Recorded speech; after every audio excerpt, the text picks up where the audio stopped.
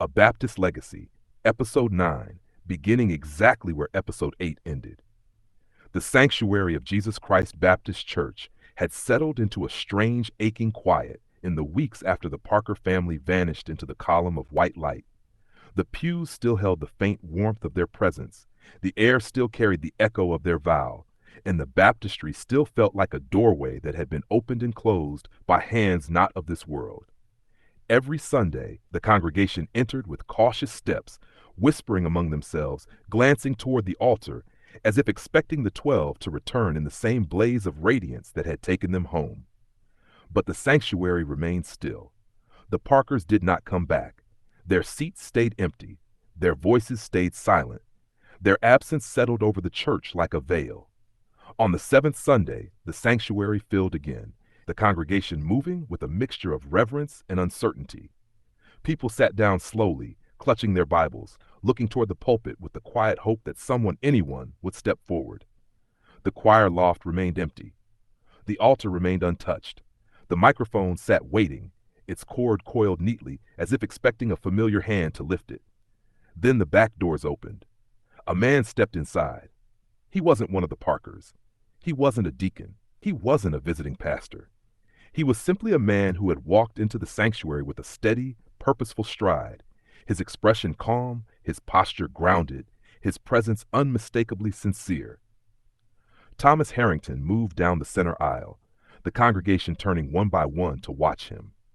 He had never met the Parker family directly, but he had heard their names whispered with reverence, had seen the way people spoke of them, had felt the weight of their absence in the community, and he knew, deeply, urgently, that silence could not be the future of this church. Thomas reached the pulpit. He rested his hand on the wood, feeling the faint warmth left behind by the Parkers' final vow. He looked out at the congregation, men, women, families, elders, children, every face carrying the same question, what now? Thomas inhaled slowly, letting the quiet settle around him. Then he spoke. All is not lost. The words carried through the sanctuary like a gentle wind, touching every heart, steadying every uncertain soul. Thomas lifted his chin, his voice gaining strength. The Parkers were called home. Their work here was finished, but the work of Jesus Christ is not finished. Not in this church, not in this community, not in any of us. People leaned forward, drawn in by the calm conviction in his tone. This sanctuary still stands. These pews are still filled. The word still needs to be preached.